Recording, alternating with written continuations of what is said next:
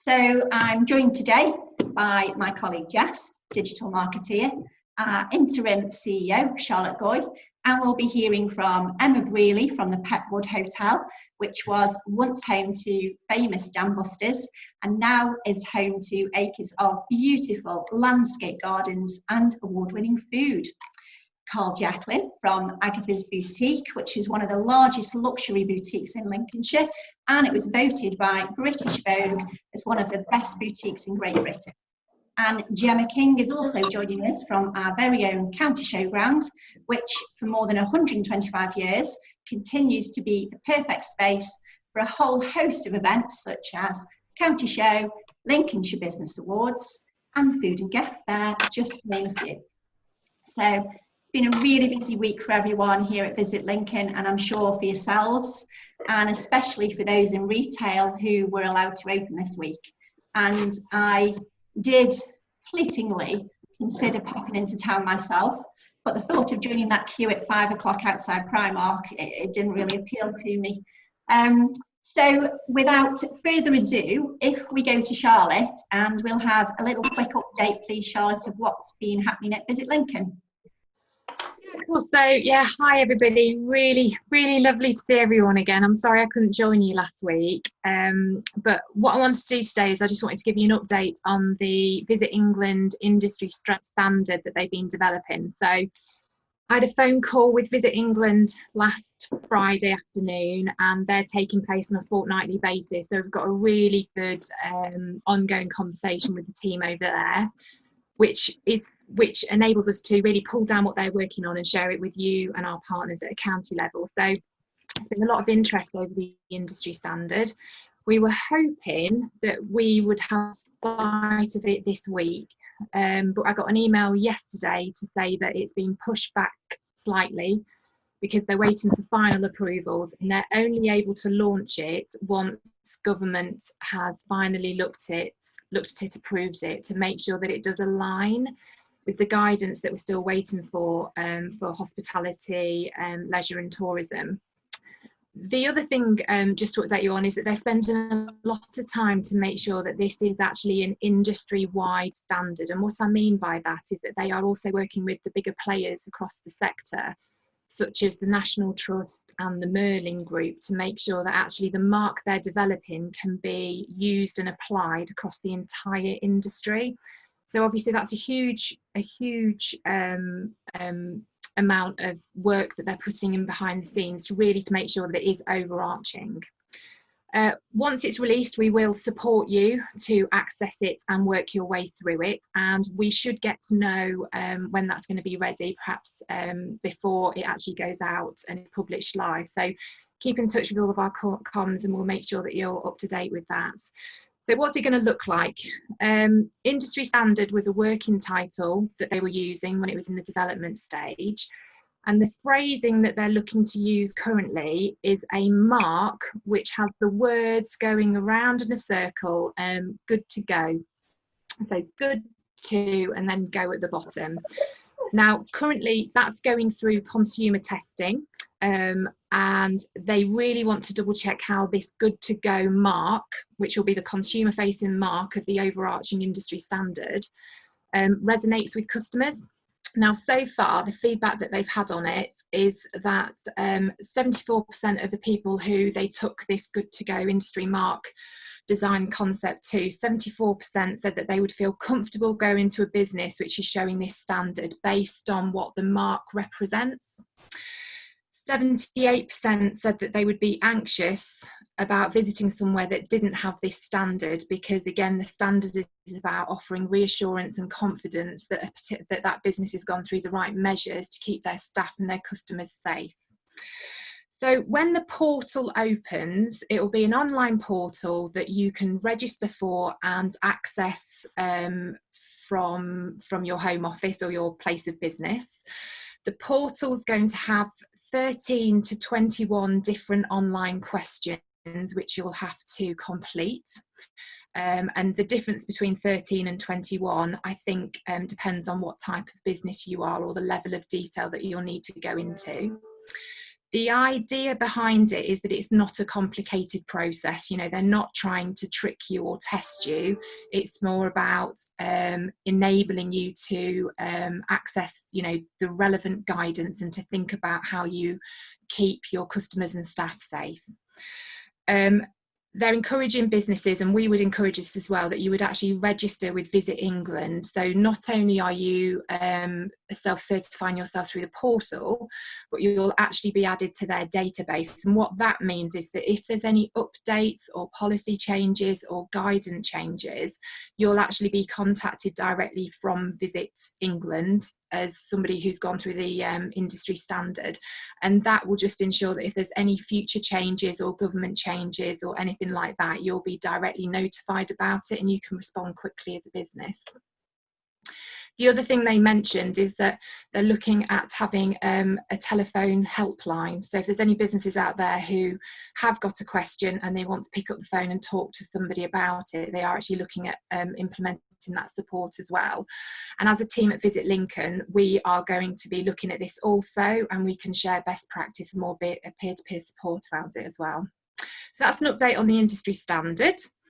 What I wanted to do now is just very briefly talk you through some of the lobbying and research work that we're doing. So we are doing an awful lot around business support. Our marketing is ongoing, but overarching all of this is obviously making sure that Lincolnshire's voice and the businesses that we work with across the entire visitor economy are properly represented in these national conversations that are going forward. So again, last week we have a regional rep who's part of the DCMS team in national government, and I spoke to them last week, and it was really a conversation about what the state of play is across tourism in Lincolnshire. And this is where the surveys and the conversations that we have with you as a team really, really support the work that we do through lobbying and policy discussion at a national level. So the most recent phone call I had was really about what ongoing support the visitor economy needs. And, you know, one of the things that I stressed, and I know that this has been echoed by other destinations that I'm talking to as well, is that actually there needs to be ongoing sector-specific support for tourism. We can't just come to this cliff edge when it comes to the support that the government's currently put in place. And the reason for that is because as an industry, we still have to get our heads around and work through the viability of businesses when we're having to trade at reduced capacity around the 1 metre / debate about the 2 metre social distancing rule. We've spoken again to a lot of businesses who are doing a lot of planning and number crunching to actually work out how viable it is for their businesses to open with this. And that's why it's really, really important that to get the economy moving again, we have to really lobby hard for that ongoing support around reduced capacity. The other thing that we're also talking about is seasonality. So again, the way that seasonality fits into the visitor economy across Lincolnshire and also nationally, and how that needs to be taken into consideration when the government's looking at ongoing packages of support for the sector. Confidence plays a key role as well. We know that there's a percentage of people who absolutely want to, you know, re-engage and come out and get back to normal, but there's also a proportion of people who are more cautious. And then also the diversity of the sector. The visitor economy is a very diverse sector. Businesses operate within different geographical boundaries, within different, you know, physical business setups. So again, it's really important that ongoing support is offered, which can be tailored to the diversity of the visitor economy. So that's another piece of work that we've been doing. Another thing which I just wanted to share with you is Visit Lincoln is part of a group called England Historic Cities, which means that Lincoln sits alongside 13 other historic cities across the UK. And as that group, we sit with Oxford, Cambridge, Greenwich, Cheshire. And actually as a collective at that level, there's a collective of 13 heritage cities. All the information you're feeding into us is actually going to also be collated and put forward to the DCMS Select Committee, which is coming up in the next couple of weeks. So again, this is really where the representation of Visit Lincoln and the businesses we work with, not just in the city, but across the whole of the county, all the information you're giving us is really helping us shape and lobby for the right sector-specific support in the future. Guidance. So we are still waiting on the official guidance. This is the government guidance which will enable the sector to reopen in July. We are working towards that 4th of July date, but again, that's not fixed. That's the target date that's been discussed. There is pressure on the government to issue the guidance, so as businesses we can get ready to trade again. The latest guidance that we've had is a really good roundup from UK Hospitality, which is one of the trade organisations. But obviously the caveat to that is that that's not the official government guidance, but it may help shape the final policy, but it is not guaranteed. So from the conversations we've had, it seems the most sensible way forward is to read that guidance and kind of understand some of its underlying principles. We can share that with you, we can talk you through it, but we can't publish it online because obviously it is draft guidance. So if you're interested in that, get in touch with myself or Samantha and we will talk you through it. But as I say, we are still waiting for that official guidance. And finally, I suppose I just wanted to end really with sort of like a bit of a thought-provoking, what are the upcoming trends that we need to think about as businesses and also as a tourism destination. And I think we're going to see a lot of digitalisation coming through the visitor economy. We've had a lot in previous years, but I think we're going to have more coming up, especially post-COVID. And this is all about how people are consuming content, really. We knew that content creation, good quality content. So I think, that's something we can talk about in an upcoming session. And I was also reading last week about how government is looking to manage and mitigate any kind of further localised lockdowns that might happen. This is all very speculative, but it's kind of aligning a trend which I think we need to be aware of as business owners. And that's very much about making sure that all of our booking systems and the way that we contact customers is actually very streamlined, and we're using the latest technology available to do that. So if for any reason we have to quickly cancel reservations or get in touch with people quickly, as business owners we're using and embracing all the different technologies out there which allow us to do that.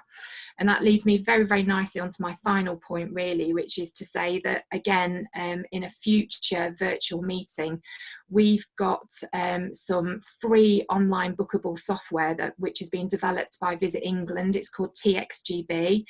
Samantha and I have had some training on it. It was developed at a national level by Visit England to really remove any kind of barriers that tourism businesses were finding when it came to becoming online bookable. So it's completely free for any business to use.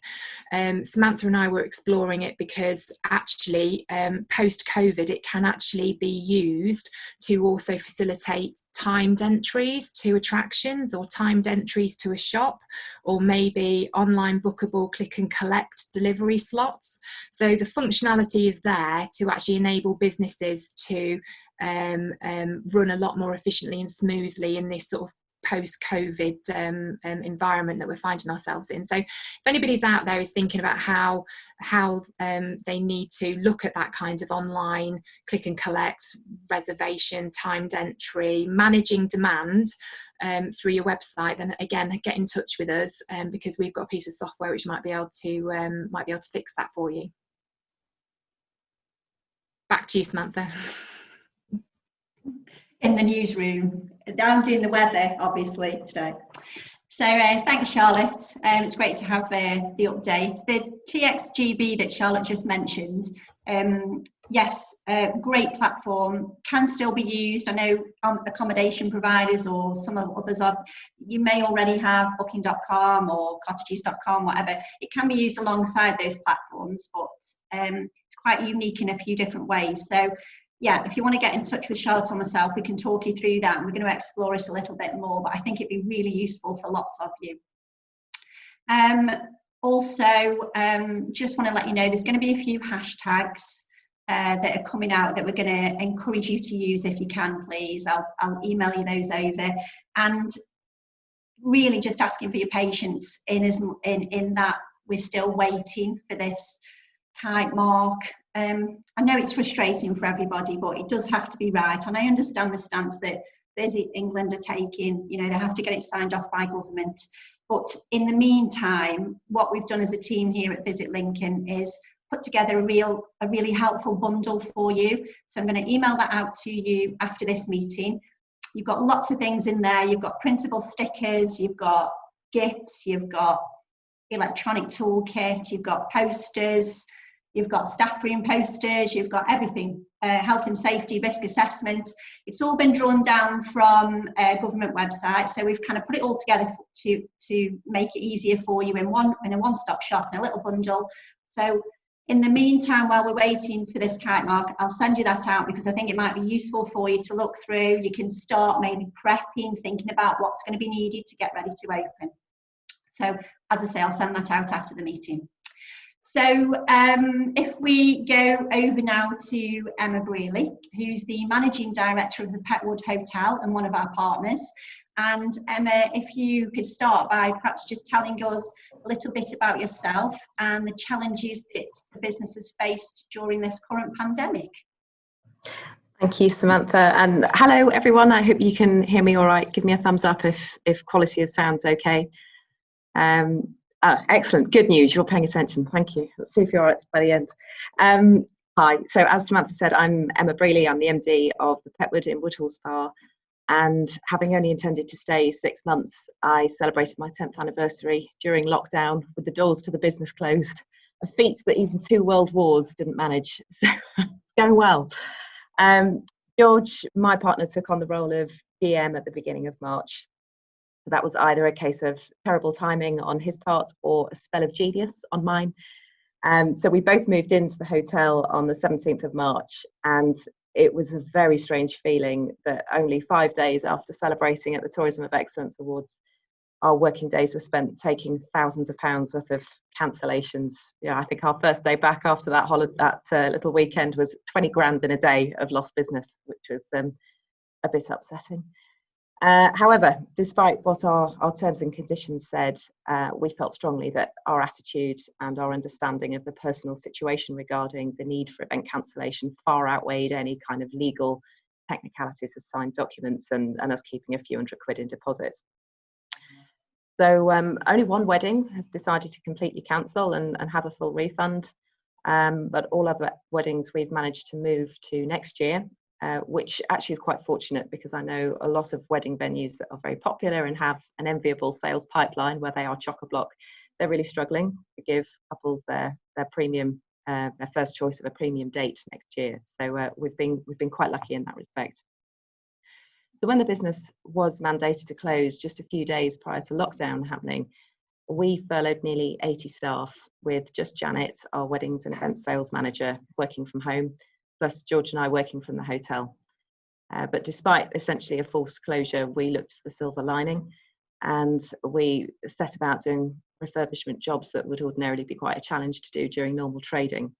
So during the lockdown period, we have redecorated the garden room and the terrace bar, whilst also completing a full refurbishment of the Petwood suite and our kitchen. Finding materials has been a bit of a challenge actually during lockdown, but we've had time on our side, so we've managed to complete most of it, and we're really excited to have something new to share with our guests when we reopen. It's fair to say that living in the hotel, George and I have had somewhat of a luxurious lockdown living.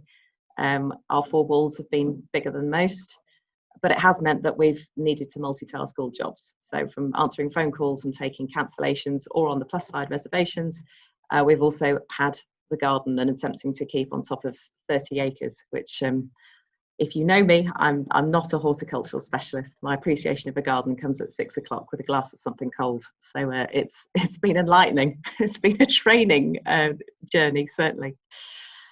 So we decided to keep our gardens open throughout the hotel's closure, and I'm really pleased we did, because it's been gorgeous to see families coming to use this outdoor space.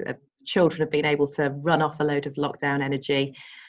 We've had regular guests popping in to see how our garden is developing throughout the season. And generally, it's just been a much loved space for the community to enjoy for exercise and well-being. It's also been lovely to see how new people have come to experience the Petwood and its surroundings. We have had lots of young families who are not the typical Petwood guest come and explore, and I think it's because perhaps the business just looks less imposing, or there aren't other people staring at them as they're walking around the gardens, as they're having their cup of coffee on the terrace or whatever. So I think it's been quite an interesting way of engaging with a different section of the market, and perhaps attracting new markets.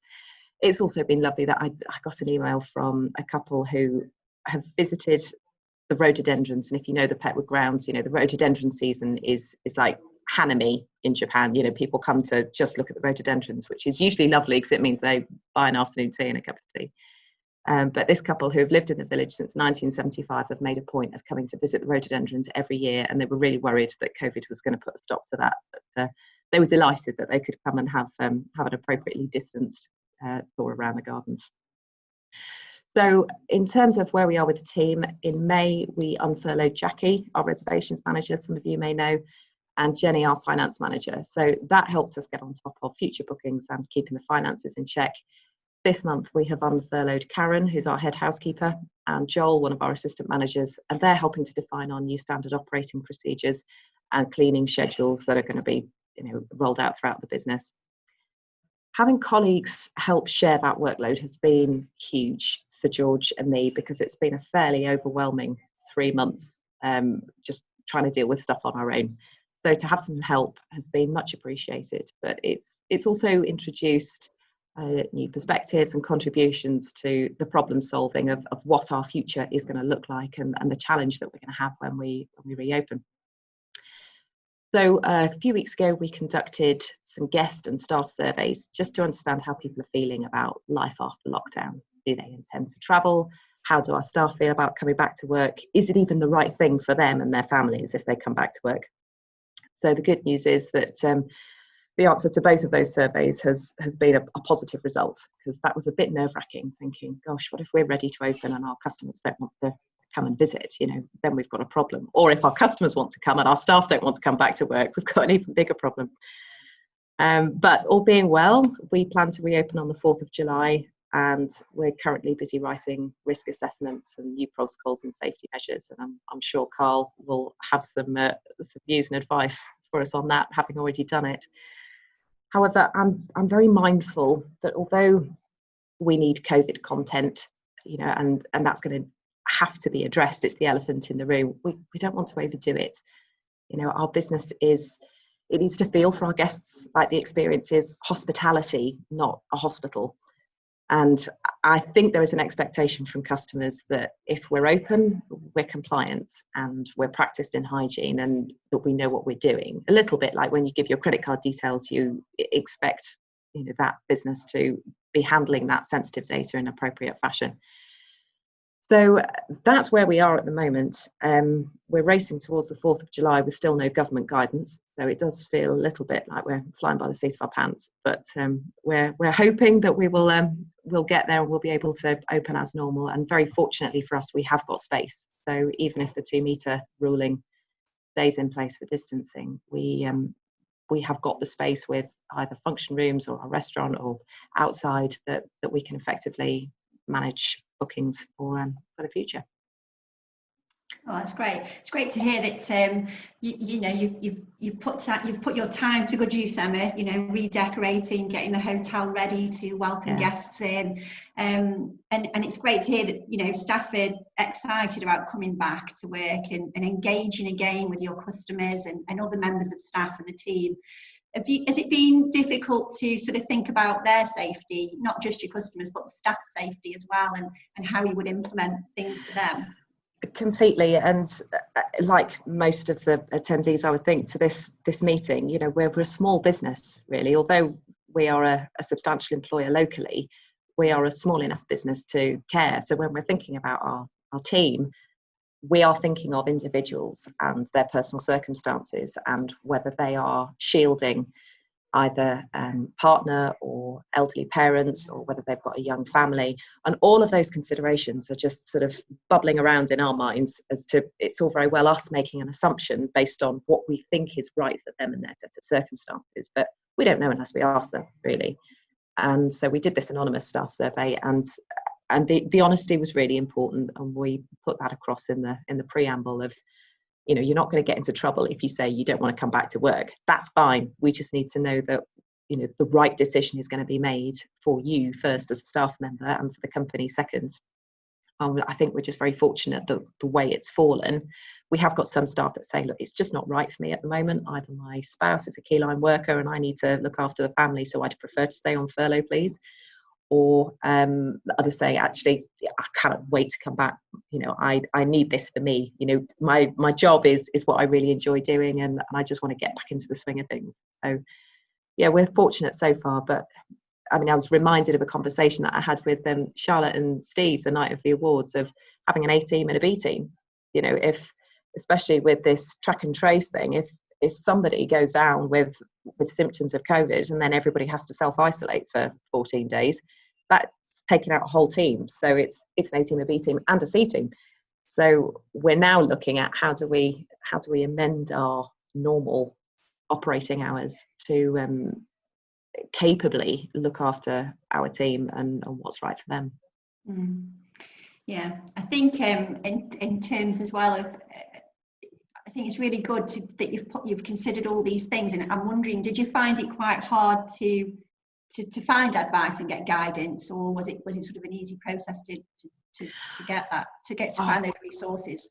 I'm sure everyone will have found the same thing. Early on, I felt compelled to read everything, to join every webinar, to listen to every government 5 p.m. update, and I just couldn't do it all. I felt absolutely frazzled.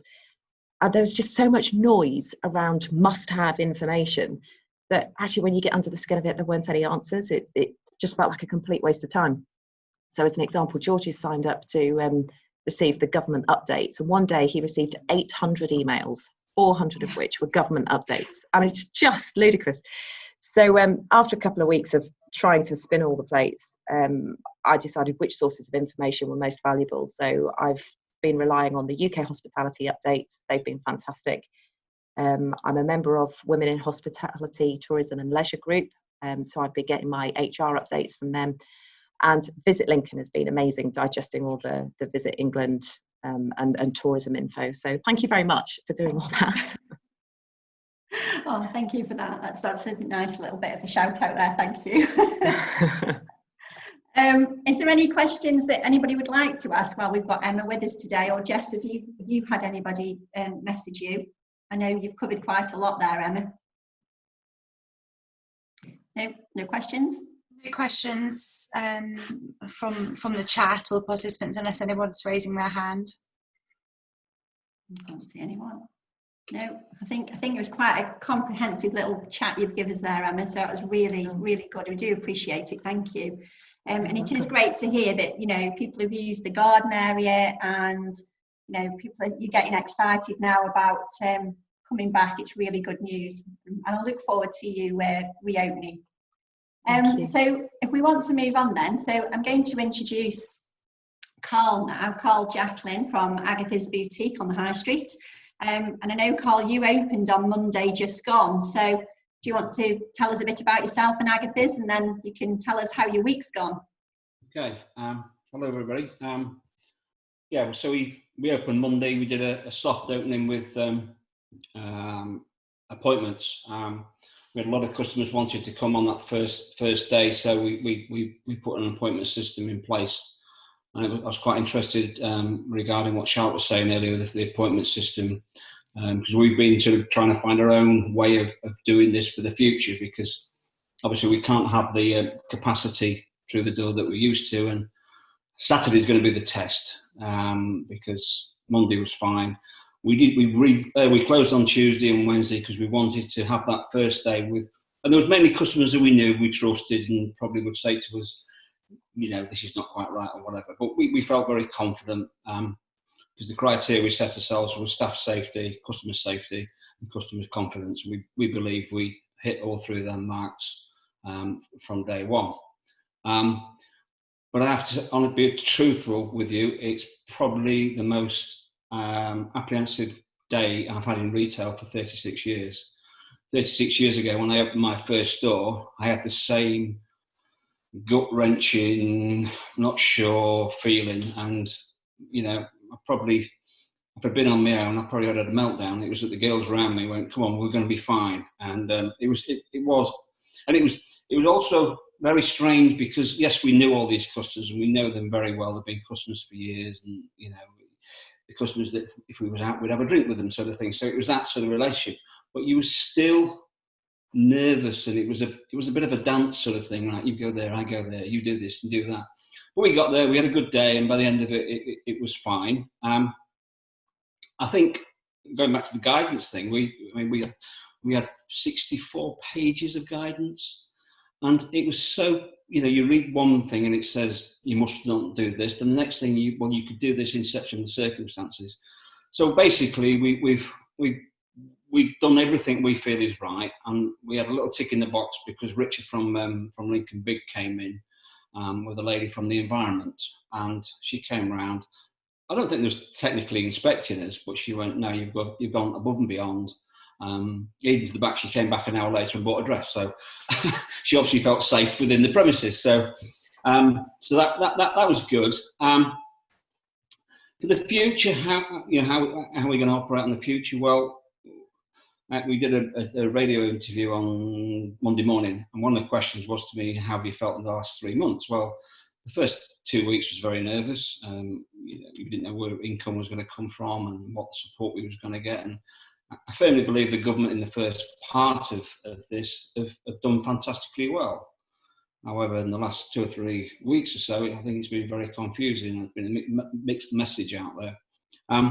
We made this conscious decision to look at our business, and there's things that we've probably wanted to do, but because we're in 7-day-a-week business, not really had time to sort of make these changes without disrupting the business. And obviously, retail in the last 10 years has changed, and the last 5 years has changed even faster. And I think where we sit today, the 5 years in front of us and the 10 years in front of us, that has come crashing forward overnight in the next 3 months. So we're not going to be open 7 days a week for the near future. We're going to be closing Mondays and Tuesdays. And I do consultancy work around the country, and I've spoke to lots of other retailers that are doing something similar, or they're reducing hours, or they're going to be closing Wednesdays. And that's not forever, but that's just at the moment until we get a bit more confidence with the consumer. We believe, without a shadow of a doubt, and you'll all understand this, we believe obviously our footfall is going to drop, which, it's inevitable. But what has been fantastic for us, and we're going to websites and social media and technology, that it's just our social media platform, and down to one of our, to Alice, has been phenomenal, absolutely phenomenal. So we see the future. We've almost got a split business now.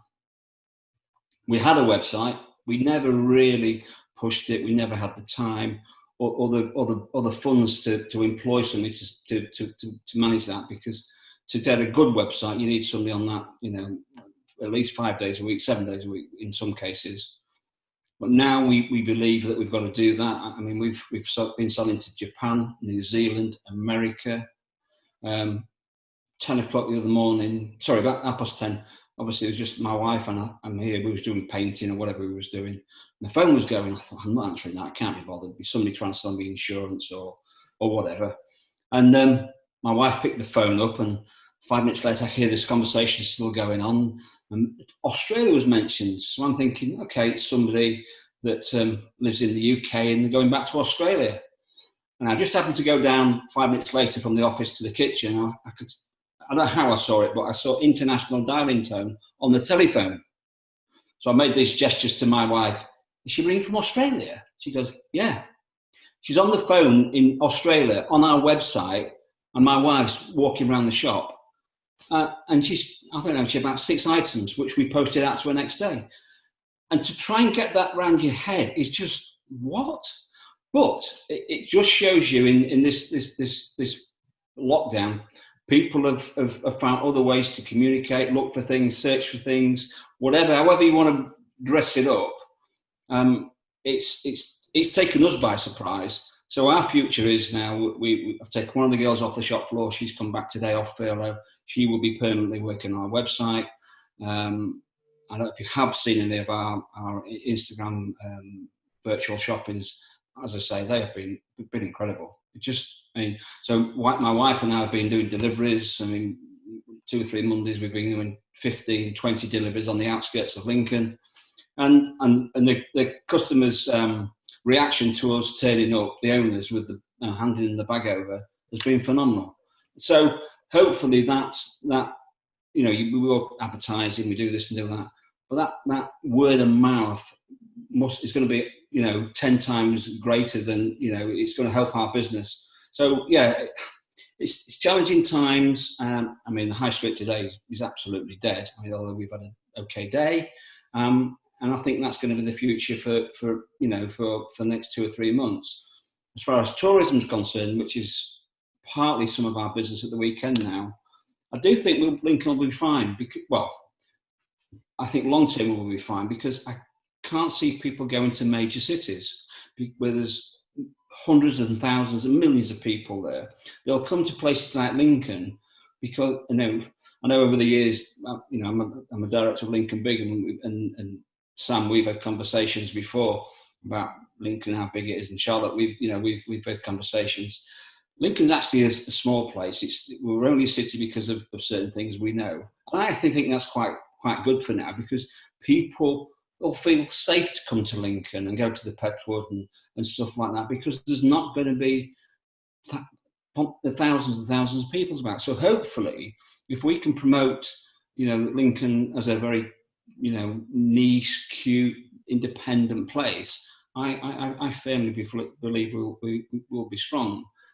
And as a retailer, the only sad thing at the moment, if you walk the high street, there's probably about 20 stores closed, and to be fair, most of them are major chains, and there's going to be more of that over the next year, with a shadow of a doubt. So, but I firmly believe the opportunity now as an independent business, if you've got the products and you've got the service, if you can only hang on for the next 6 months, a year, I really think we're going to have a really good time again once this is all over. So yeah, that's us, and that's what's happened to us. Yeah, glad to be back. And like you said, we questioned. We've only got 7 staff, but we questioned them about coming back and everything. There's only one that said they didn't want to come back, they want to stay on furlough, and that was me. But I had to come back.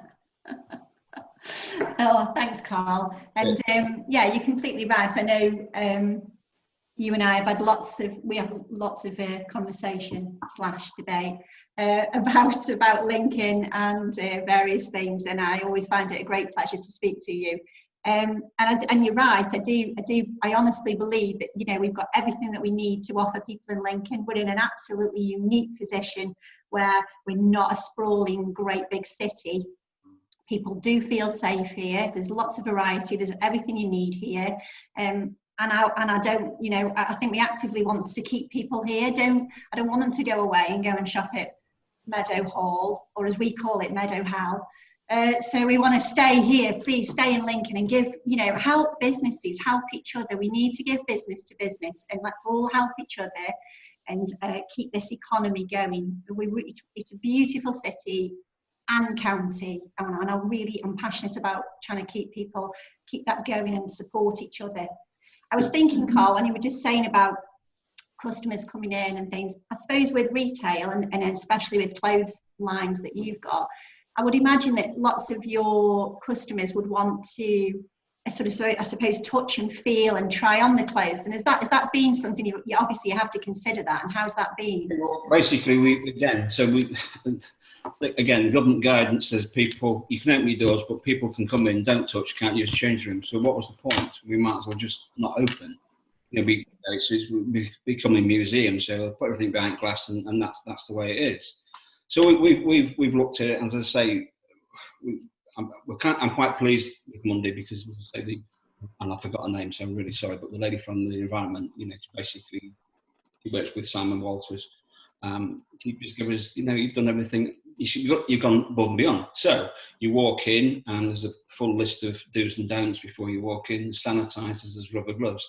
You can have one or the other. You can wear both. It's not a problem. The reason we put the gloves there, because we believe, and 2 or 3 people today have put the gloves on, so they've been able to touch and bring up. They've sanitised their hands, and they've gone round, and we're using the change rooms. But what we've done, we've got 3 sets of change rooms, 2 pairs, 2 pairs and a single. So they've been isolated, just one person, and we've got the steamer. So we've done some research on the steamer. Nobody's given us a 100% guarantee. However, I spoke to several people who are in that sort of industry and understand germs and steam and all that sort of thing, and I said it's the best thing we can do. So what we've done is, somebody tries something on, they don't want it, we take that, we put that downstairs, we isolate it. When we've got time, we will steam it as soon as we physically can, and then we'll leave it down there till the next day. We believe we've done the right thing, and I'd say we explained that to the lady from the environment. She was more than happy about it. So that's what we've done, and then as people go out, there's facilities, and we've done some videos, and that was quite funny in itself. But more outtakes than we had a video, but anyhow. But we've got. Sure you are going to show the outtakes, aren't you? Because you promised me that you would put them online as well, because they're the best bits. We've asked people as they go out, then just drop the gloves and take them off inside out into the bin, and then we will just dispose of that as well, in a sealed and combined way. So that's what we've done. As I say, it was about customers' confidence, and we believe we've done that. And so far, so good. People have, come in and just felt safe and shopping environment, and that's what our customers who knows they expect us to do that. The customers that don't know will come back now. Yeah. Can I just add it? I think I saw your video, and I know Emma and I have spoken about this. All right.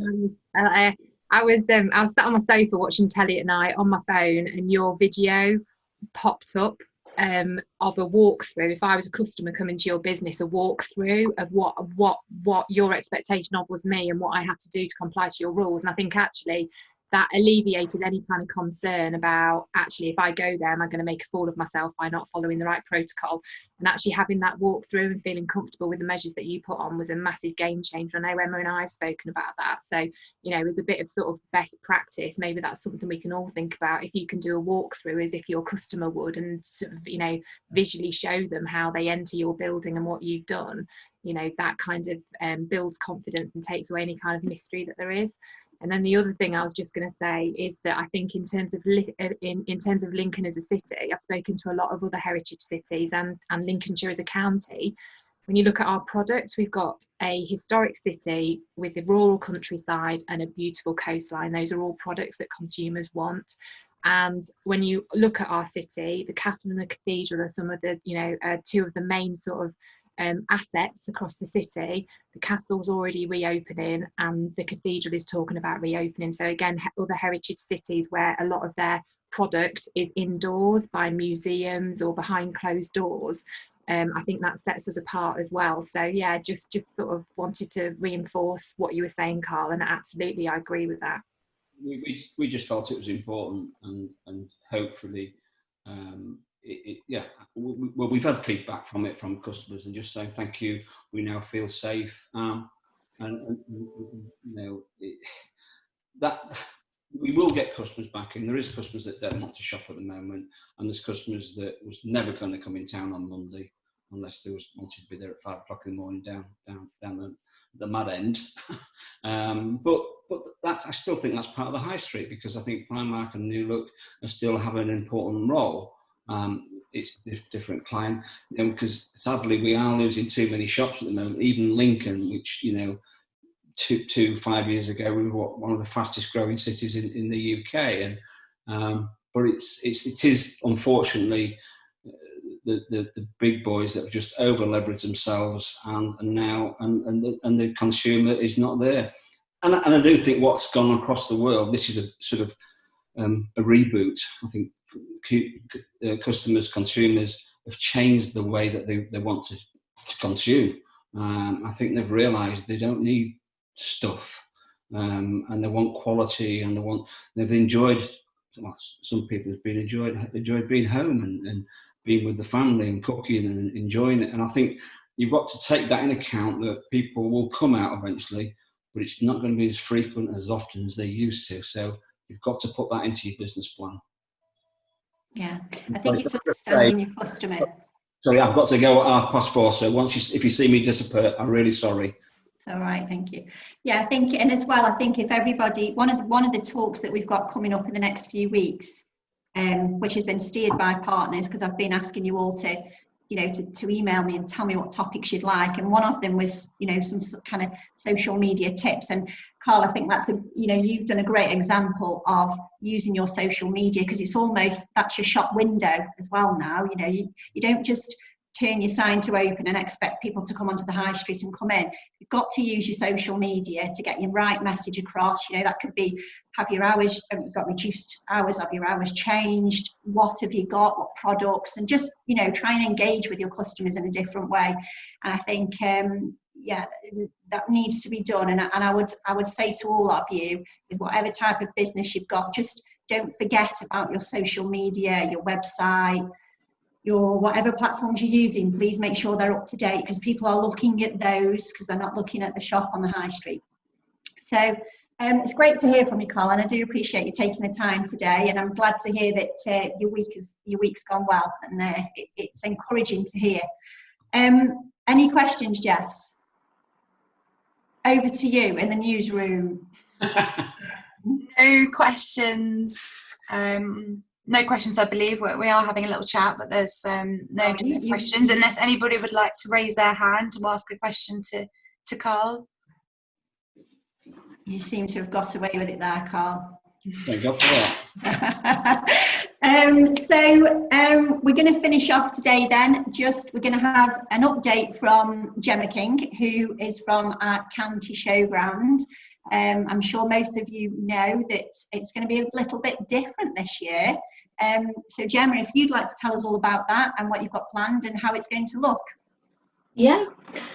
So as a few of you probably may know, back in March we had to make the decision to cancel our traditional show just as the lockdown was announced. So it was quite a hard decision to make, really, but we obviously noticed that most of the county shows were cancelling or postponing, so we agreed it wouldn't be safe to hold the event in the normal way this year. The Lincolnshire show actually has only been cancelled twice, I think, in its history. So once was because of World War II, and then another time was because of foot and mouth in 2001. So it's quite an extraordinary year for us this year to do it online for the first time. So we sort of debated for a while what to do about the show, whether to do it online or not, but we decided obviously we couldn't just do nothing, and that we needed to adapt really this year and sort of going forward, making plans for what the new events world is going to look like. So we've partnered with CityX, our PR company, Cartwright Communications, and TRS Designs, who are actually building the online platform for us to have the show on.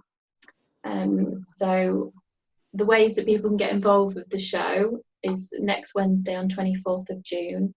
Normally the show would take place over 2 days, but we've sort of scaled it to 1 day just to have it online this year. So it's free for people to attend virtually, and they can register for their ticket now. Exhibitors have been signing up for a listing to go on the online platform. And we've also got some sponsors, so we've got different sponsors of the zones in the show.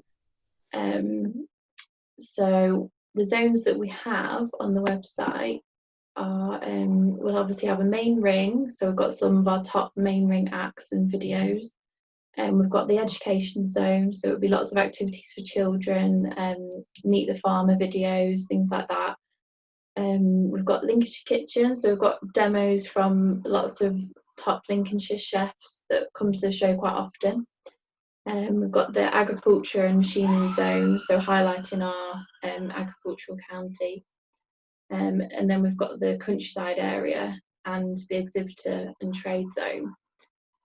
So also in the morning before the show starts, Steph Wright from Gusto Homes, he's organised a digital breakfast networking event. So similar to the traditional breakfast events we have at the show, it'll be like an early morning conference before the rest of the show starts. So the aim for it to be the biggest networking event in Lincolnshire, hopefully. So it's taking place on Zoom, and people can either just attend the event as the networking event, or they can sponsor a breakout room within the conference or host a mini event within the breakfast.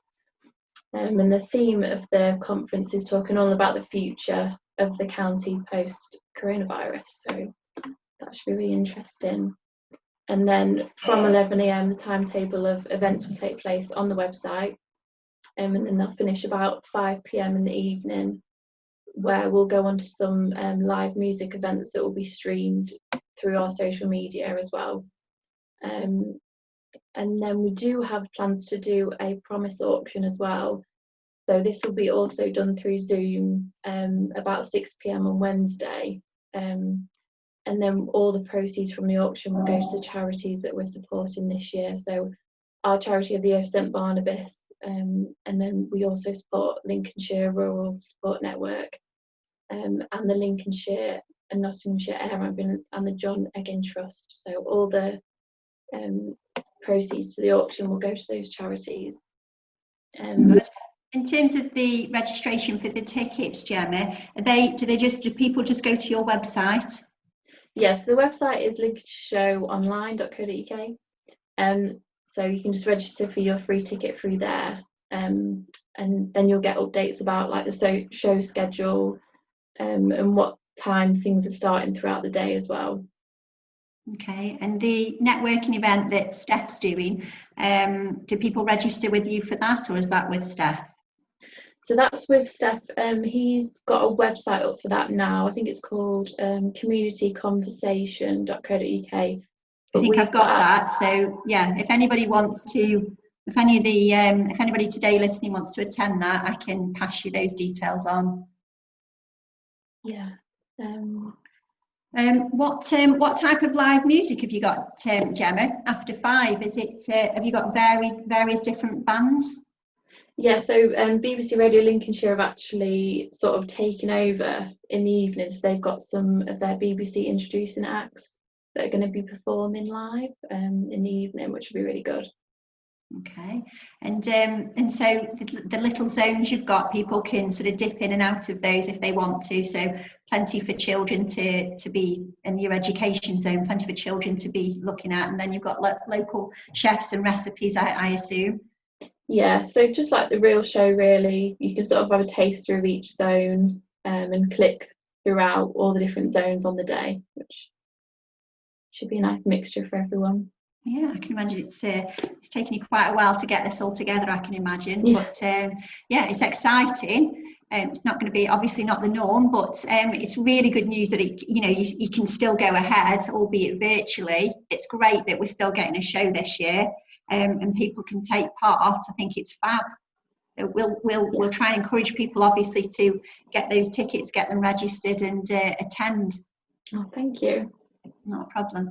Did anybody want to ask Gemma anything about the showground or the event coming up?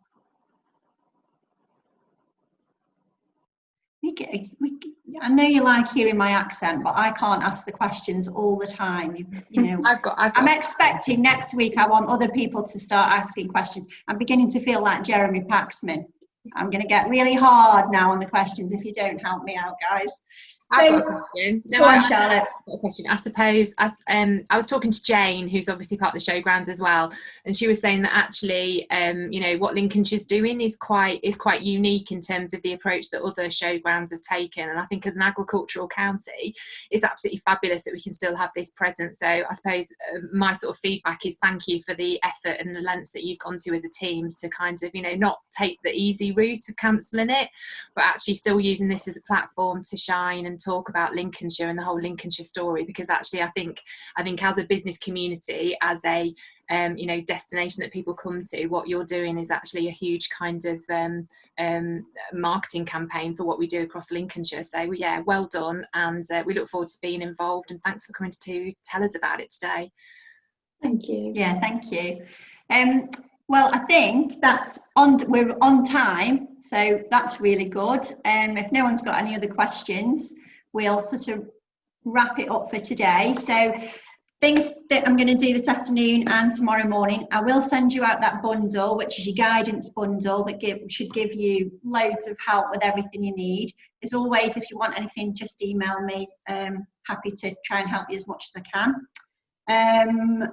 Anything else that we've got coming up? Obviously, as soon as Charlotte or myself hear anything about the Kite Mark, we'll let you know straight away. I know we're all eagerly just hanging on for it, but as I say, just be a bit patient a little bit longer. And I think that's it for today. It's not something we normally do, but it crossed my mind this afternoon that normally when you would go somewhere and you would hear speakers, you all clap after they've spoken, and we don't seem to ever do that. So I'm going to just ask you all now to clap for everybody that spoke today, please.